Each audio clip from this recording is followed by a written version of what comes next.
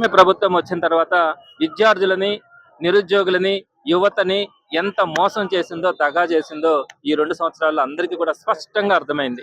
ప్రధానంగా mega DSC అని చెప్పి మొట్టమొదటి సంతకం చేసి 1 సంవత్సరం పాటు మీరు కాలయాపన చేసి ఆ డిఎస్సి కోసంగా 2 దొంగ జీవోలను తీసుకొని వచ్చి మీకు కావలసినటువంటి అనర్హులైనటువంటి వారిని మీరు అందలం ఎక్కించి వారందరికీ కూడా ఉద్యోగాలు ఇప్పించారు. 10 సంవత్సరాలకు పైగా కష్టపడి చదివి డిఎస్సి కోసం ప్రిపేర్ అయ్యి పరీక్ష రాసి 1:1 రేషియోలో సర్టిఫికేట్ వెరిఫికేషన్ కూడా అయిపోయిన వారందరినీ కూడా గొంతు కోసి మీకు కావాల్సినటువంటి వారికి ఉద్యోగాలు ఇచ్చుకున్నారు. దీనికి సంబంధించి సాక్ష్యాలతో సహా మేము అన్నింటినీ కూడా బయట పెట్టాం. జగన్మోహన్ రెడ్డి గారు కూడా వీటన్నిటి మీద స్పందించి ఆయన మాట్లాడడం కూడా జరిగింది. ఆ జంజీ యువత కోసం జగన్మోహన్ రెడ్డి గారు ఎంతకైనా పోరాడతామని చెప్పి ఈ రోజు హైకోర్టులో కూడా పోరాటం చేస్తా ఉన్నాం. తప్పకుండా కూడా డిఎస్సిలో అర్హులైనటువంటి వారందరికీ కూడా ఉద్యోగం ఇవ్వాలా. మీరు పేపర్ లీకేజ్ కూడా చేసుకున్నటువంటి పరిస్థితి ఈ రోజు డిఎస్సిలో కనపడతా ఉంది. నీట్లో లీకేజ్ జరిగితే కేంద్ర మంత్రి రాజీనామా చేసినారు. మరి డిఎస్సి లీకేజ్ నవీన్ అనే వ్యక్తి ద్వారా లీకేజ్ అయిందని స్పష్టంగా ఆధారాలతో సహా చూపించాం. సార్, దానికి సంబంధించి లోకేష్ రాజీనామా చేయాలా?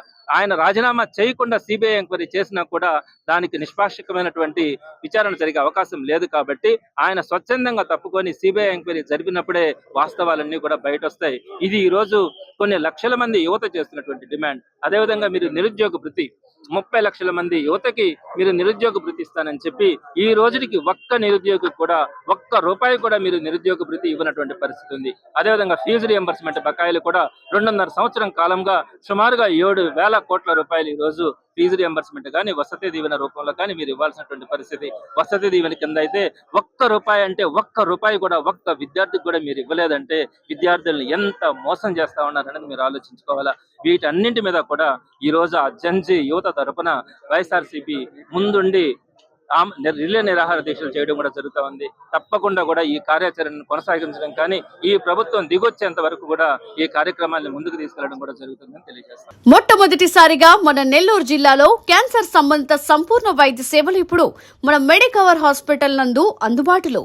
అత్యాధునిక సాంకేతిక పద్ధతుల్లో దక్షిణ భారతదేశపు మొదటి హాల్సియన్ రేడియేషన్ మిషన్ తో క్యాన్సర్ కు రేడియేషన్ చికిత్స, నిష్ణాతులైన వైద్య నిపుణులు, మెడికల్ సర్జికల్ రేడియేషన్ ఆంకాలజిస్టులు, న్యూక్లియర్ మెడిసిన్ ఫిజిషియన్ అన్ని వేళలా అందరికీ అందుబాటులో. అన్ని రకాల క్యాన్సర్ చికిత్సలను డాక్టర్ ఎన్టీఆర్ వైద్య సేవ పథకం ద్వారా నిర్వహించుదురు.